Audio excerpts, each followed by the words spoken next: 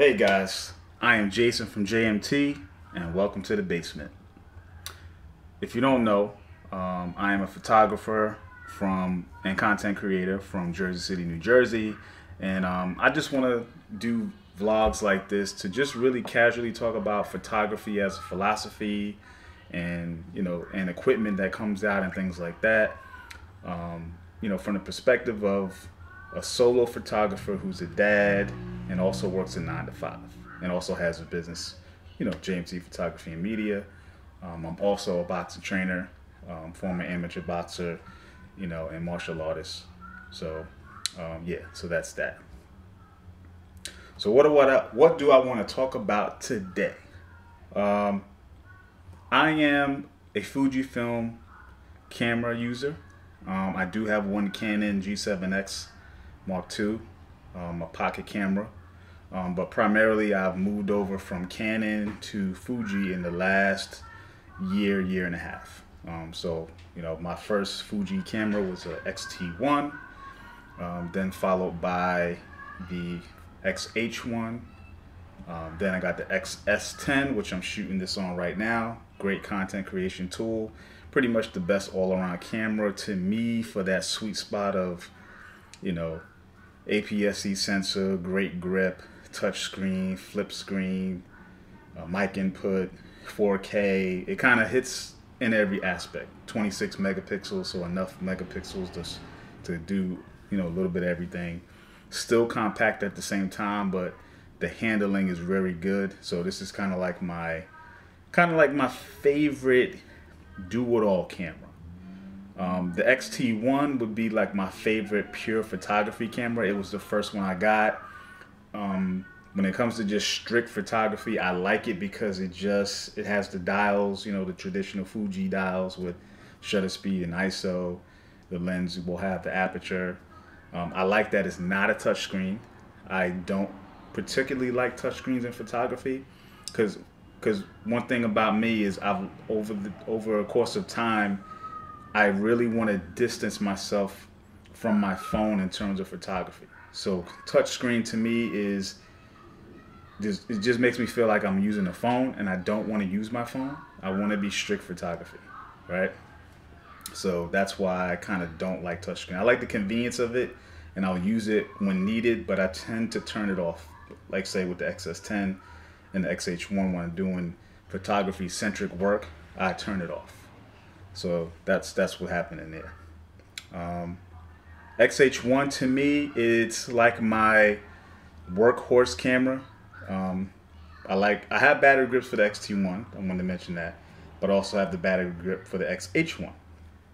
Those two in combination are kind of like my go-to photography event portrait cameras, because I can power them up with battery grips that can extend the battery life. So especially if I'm doing events, I don't want to be swapping batteries out every hour, because the battery life on these cameras aren't the greatest. I don't want to do that. So I, move over to the battery grips when it's events, and I usually shoot with 2 cameras with 2 different lenses. So that covers me for every situation. So the XH1, where does it come into play? The XH1 is it's my workhorse camera. It's the one with, kind of like the XX10, where it's kind of like a good hybrid camera. 24 megapixels on the XH1. Has a touch screen, has 4K, has a good grip on it, has IBIS like the XS10. So it's kind of like that bigger brother. Only issue, my copy of the XH1 has an issue with the viewfinder. So if I'm shooting through the viewfinder as a photographer, every now and then it'll go black and I have to take my eye away and bring it back. I've never been able to get it fixed. I sent it into Fuji North America. They couldn't replicate the problem somehow, although it happens every time I use it. And, so I'm kind of stuck with it. So my plan with it is to move that camera as a video only camera, because what I'll do is I'll set it to be LCD screen only. And so when I'm using it as a video camera with the battery grip, I'm not using the viewfinder anyway. I'm using the screen. So then that way I still get use out of it without it having to, you know, be sold off for peanuts because of the issue, or, you know, just being stuck with using a XH1 as a photography centric camera that can't do that fully because the viewfinder doesn't operate 100%. For a portrait session is okay because I'm in control of the situation, but for an event where things are moving fast, that blackout issue really, you know, sets me back. So eventually I'm gonna move that with the XS10 as like the video only cameras whenever those come up, maybe as a second cam for when I do my own personal vlogs, maybe a B shot. So my plan is probably to get an XT3 to replace the XH1 as the video event camera. So that's a possibility, or maybe an XT2, because I don't really care about touch screens and all that. So as long as it's got enough, you know, megapixels, I think the step up from 16 to 24 in the XT2 versus the XT1 is good. And I think that'll be all I need for strict photography work. So yeah, that's my interchangeable lens collection. So in terms of my kind of pocket cameras and fixed lens cameras, like I said, I have the Canon G7X Mark II. That's my last Canon camera. I'm not going to sell it. I like it for what it does. It's that 1-inch sensor is a sweet spot for small cameras. It's got a flip-up screen.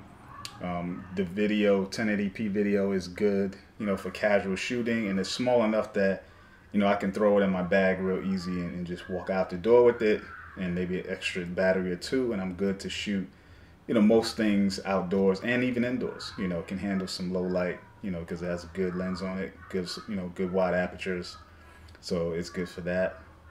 And I've just been using that for a long time, you know. Back when I had Canon cameras, this was kind of always been kind of like my sidearm. So whenever I do a job, especially like say a portrait session, you know, or a food photography session, I have that camera as my sidearm camera, you know. So it's always on, you know, I got like a bag. Here it is right here, actually. So it's a little bag, you know, and I kind of keep it on the side like so. So whenever I need it, pop it out, boom, take a shot, you know, and then move on. So it's been very dependable for that reason. So, you know, I can't give it up. Very emergency and family, just for family. Like when I don't want to carry a bigger bag camera with lenses, I just take that and I move out. You know, I usually carry a sling bag that's pretty small but big enough to fit that and my phone, keys, and I can have a photography, you know, do some photography on the slide while I'm with my family out and about, you know, and that's good just to kind of capture life and, you know, maybe get some stock photography stuff too. So my last camera, well, actually I have two more. One is not here yet, one is right here. So I've been talking about this a lot lately online. So my newest pickup is the Fuji X30. Nice camera, really nice camera. I did a lot of homework online. I was just kind of in the gas mode, gear acquisition syndrome mode, and just looking for something to spark a new creative juice. Like I said, all my other cameras fit a spot in what I do. So I got this because it's kind of like my XT1 and my G7X kind of combined. Now, let me tell you why I think that.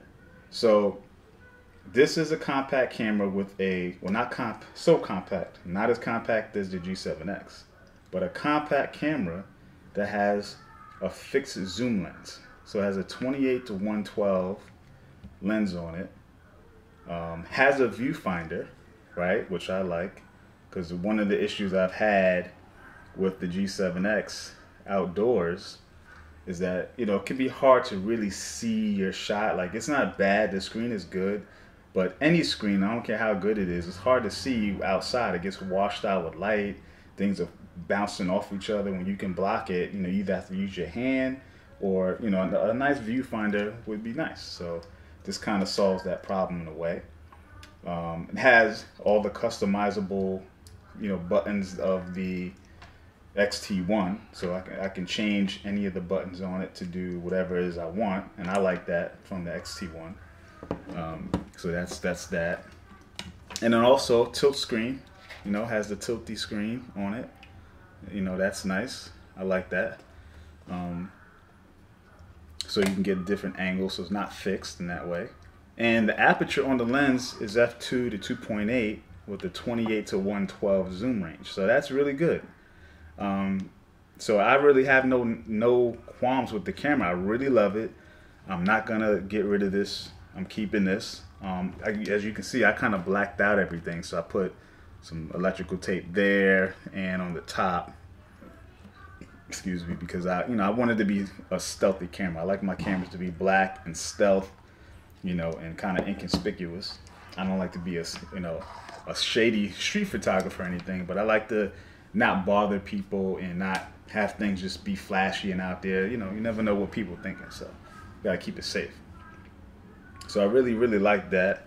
Only knock against the camera is the sensor is small. It's a 2/3 inch sensor, so you definitely have to be mindful of driving those ISOs. It can be a problem, so you definitely want to be mindful of that. But I've been playing with it for the last 3 weeks, and I've really been trying to hone in on the style, because I think that's one thing you have to do as a photographer. You have to understand that every tool has strengths and weaknesses depending on the features that it has, right? The sensors are different. The lenses you use are different. The style that you bring to the table is different, so you have to approach it in a different way. So for me, what I've found so far is that this is a camera that is definitely, you know, any camera can shoot great outdoors, plenty of light, right? So again, that's given for this camera. Good lighting, you'll get good results with this camera. But another thing is you want to control the action. So this camera is not going to do well with fast moving subjects unless you're outdoors. If you're indoors, this is more of a slow shutter speed, taking advantage of the IBIS type camera. So slow that shutter speed down, you know, bring that aperture down and hold it steady, get a sharp shot. That's the kind of camera this is. So if it's not moving and you just want to get a shot of something and things are still not moving, you can do well. In terms of people, you can get some good portraits, right, in the right situations. Bring people to the light, get good portraits by getting them to the light source, and then again, control the shutter, control the ISO, keep everything kind of tidy in that. You know, to me, ISO 800 and down, of course, is great. If you have to push it to 16, you can do it. Just be mindful, maybe that's where you want to make sure you got raw. You're shooting raw, and you can edit after. 3200, again, you can get there, but make sure you have raw, and make sure you try to get as much light, you know, in as possible, and, you know, keep those subjects in mind. So yeah, posing people, make sure they're still, control the situation. Like say, hey, I want to take a shot of you. Can you hold still? And then, you know, just hold it. Make sure you control everything. Take the shot. Don't be just shooting people as they're moving. This is not gonna, you know, indoors. It's not gonna work. And then kids running, not the camera for this. I used this camera for my daughter's 4th birthday, and the pictures didn't come out good, you know, but I didn't control the situation. When I did control the situation, I took a picture of my cousins, and it came out great because I held them there, and this was back in the backyard in the dark, and I used the flash. It came out, you know, okay for what it is. For me, not only having it for probably a couple of days at that point, and not really going through the process of understanding what the camera is capable of, because that's important. But if you don't do that, you just can't have kids running around and think you're going to freeze them indoors in the dim light. You're not going to have enough room with the ISO. The performance of the ISO, once you start creeping up on this side sensor, is just not gonna work. So at that point, you got to pull out the APS-C camera. You need that bigger sensor, more light, better ISO performance, and it's going to do fine for you. So that's why it's good to have more than one camera. You know, don't spend a lot on all your gear and stuff, but just have the right camera for the right situation, be able to play around with your stuff. So and the last camera, which is not here yet, is on the way, is a Fuji X-Q1. It's basically this camera's, you know, the X30's baby brother. It's really small pocket camera that is smaller than the G7X, so it's even smaller with the same sensor as the X30. So no flip-up screen, no viewfinder, no, you know, none of the dials and buttons that the X30 has, but just a good pocket camera, and very small, very, for me, I would use it because the lens is a little different. It's a 25 to 100 versus the 28 to 112 on the X30, and it has a 1.8 to 4.9 versus the f2 to 2.8 on the X30. So slightly lower on the wide aperture, but definitely slower on the long end. So for me, pure daylight, when you're using telephoto, you got to be outside. 4.9 on this sensor is way too dark. I don't even, for the most part, in the X30's settings, I don't really go above 2.8. I let it be wide open at all times. Maybe not the sharpest. Maybe, you know, most cameras, most lenses, you need to stop up, but I let it shoot wide open and control it by using the shutter speed instead. But the X-Q1, I feel like you're gonna want to shoot that like a prime lens, a 25 1.8. That's how I would shoot it indoors with family around. You know, it's so compact that you could, if you didn't have a bag, you could just put it in your pocket with your phone. Like, it's that small. So I think in that situation you could get away with, you know, just using it like a prime, because you're going to be up close with people. So 25 millimeter, it's kind of like using your phone. Your phone is like a 25 to 28, depending on what phone you have, at 1.8, but the sensor is twice this, you know, 3 times the size, 4 times the size, so you'll get better shots if you know what you're doing, obviously. And I like that because I wanna get in the habit of always being able to shoot. So even if I'm going to the doctor, I want a camera on me at all times. Now I know the phone can do that, but the phone is different because it doesn't have the level of control that a camera has, even as small as the X-Q1. Because I want to be able to control and really set things, and, you know, and also RAW. Like my phone, I have the Note 10. You know, my Note 10 does have RAW, but I can't control it. Being in manual mode on a phone, everything is touchscreen. So it's hard to control what's happening as it's changing because you don't have a dial to move. And I think that's inherently a problem that a phone can't ever get past. You know, and the sensor size is too small. So even if you get into situations, it's going to be like, you know, grainy and not the best. So, you know, you got to use it as it is. You know, for me, if I'm out in the bright daylight, the phone is going to work fine. I get that. But I just like a dedicated camera. I want cameras to be cameras, and I want my phone to be a phone and a bunch of other stuff, right? But not a camera. I don't like it for that. So I know this video has gone on way too long. Again, I'm Jason from JMT. Thank you for watching. Let me know your thoughts on any of the cameras I mentioned. What are you using? And if you like the video, you know, let me know how you like it. So, you know, hit those thumbs ups, those subscribes, those follows, whatever, you know, whatever it is you do out there. All right. So again, I'm out. See you on the next one.